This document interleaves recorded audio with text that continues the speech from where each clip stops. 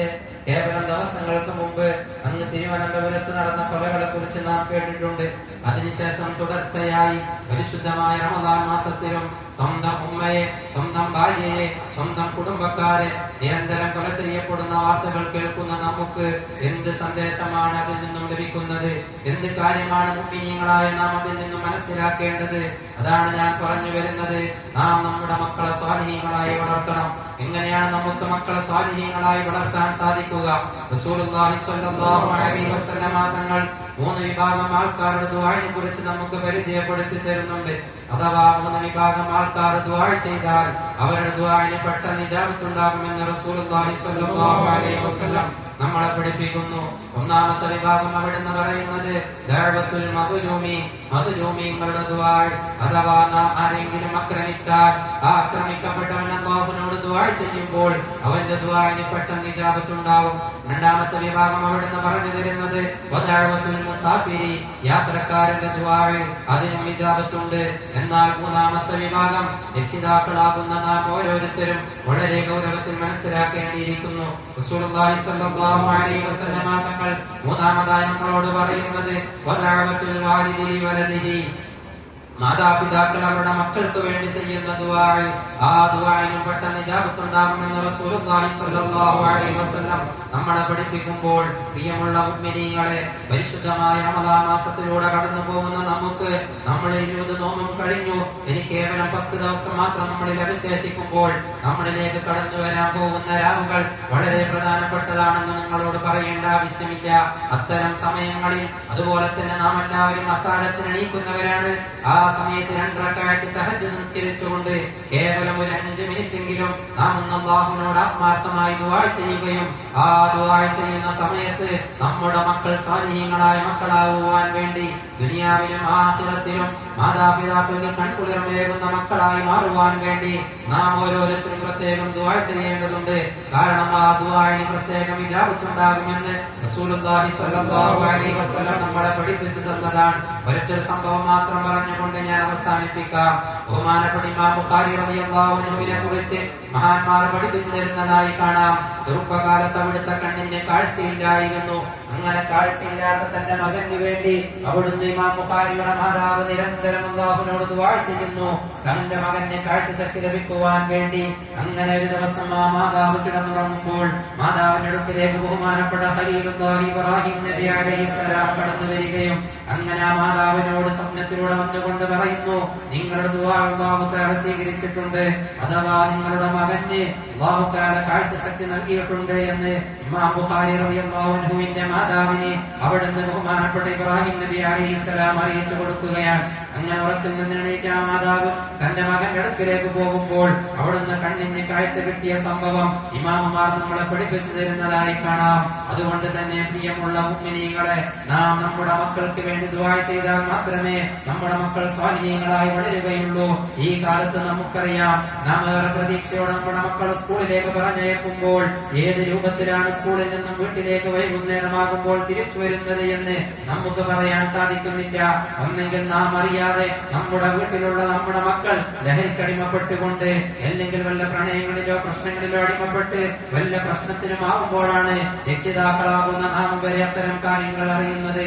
അതുകൊണ്ട് തന്നെ വളരെ ഗൗരവത്തിൽ ഉണർത്താനുള്ളത് നമ്മുടെ മക്കളെ സ്വാലിഹീങ്ങളായി വളർത്താൻ ഒന്നാമതായും രണ്ടാമതായും മൂന്നാമതായും നാം ചെയ്യേണ്ടത് അവർക്ക് വേണ്ടി നല്ലവണ്ണം ദുആ ചെയ്യുക എന്നുള്ളതാണ്. സാന്ദർഭികമായ ഒരു കാര്യം മാത്രം ഉണർത്തുകയാണ്. നാം നമ്മുടെ മക്കളുടെ ഭൗതികമായ വിദ്യാഭ്യാസത്തിന് വേണ്ടി ഒരുപക്ഷെ ലക്ഷങ്ങൾ ചെലവഴിക്കുന്നവരാകാം.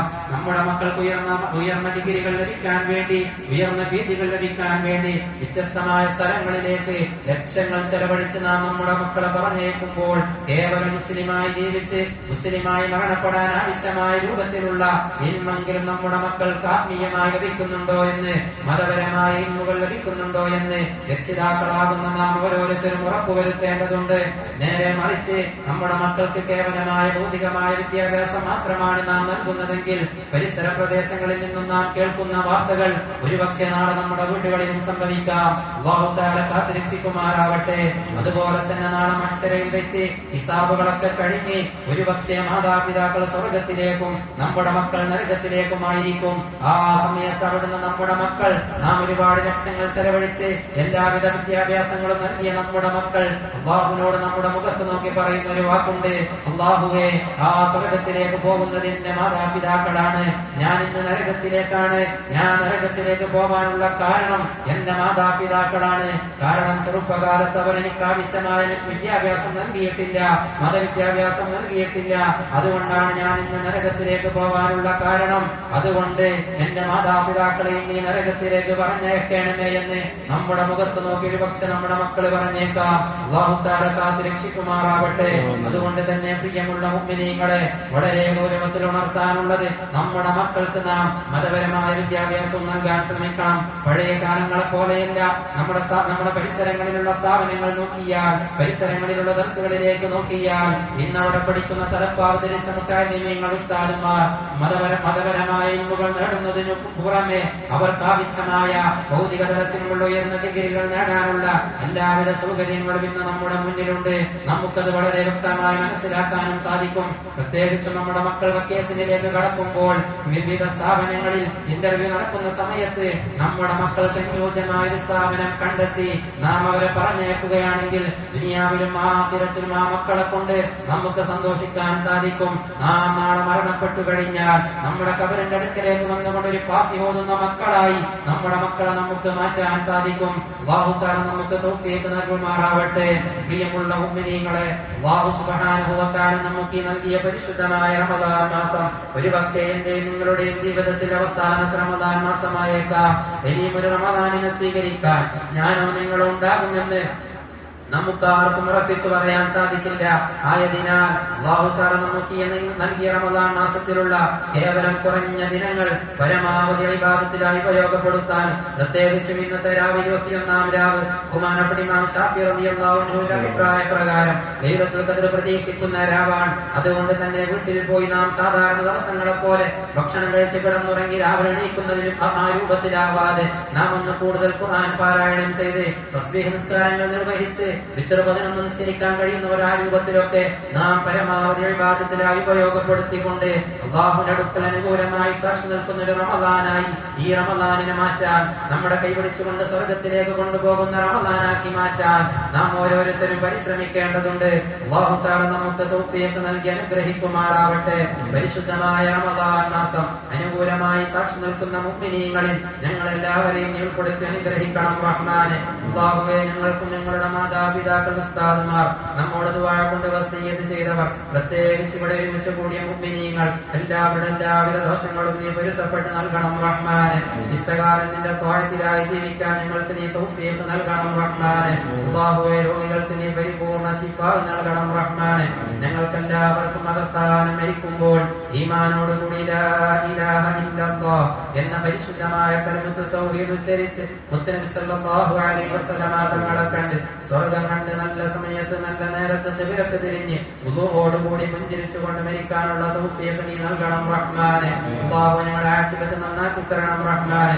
ഞങ്ങൾക്കെല്ലാവർക്കും മഖബൂലും മബ്റൂറുമായ ഹജ്ജും ഉംറയും മുത്തനബി സല്ലല്ലാഹു അലൈഹി വസല്ലമ തങ്ങളുടെ റൗള ശരീഫ് സിയാറത്ത് ചെയ്യാനുള്ള തൗഫീഖ് നീ നൽകണം റഹ്മാനെ. അല്ലാഹുവേ, ഖബറിലോ നരകത്തിലോ ഒരു നിമിഷം പോലും ഞങ്ങളാരെയും നീ ശിക്ഷിക്കല്ലേ റഹ്മാനെ.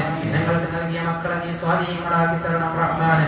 ദുനിയാവിലും ആഖിറത്തിലും മാതാപിതാക്കൾക്ക് കൺകുളിർമയേകുന്ന, മാതാപിതാക്കളുടെ കൈകൾ പിടിച്ചുകൊണ്ട് സ്വർഗ്ഗത്തിലേക്ക് കൊണ്ടുപോകുന്ന മക്കളാക്കി തരണം റഹ്മാനെ.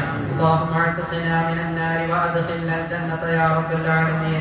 آمين برحمتك يا أرحم الراحمين ببركتك صلى الله على محمد صلى الله عليه وسلم صلى الله على محمد صلى الله عليه وسلم. اللهم صل على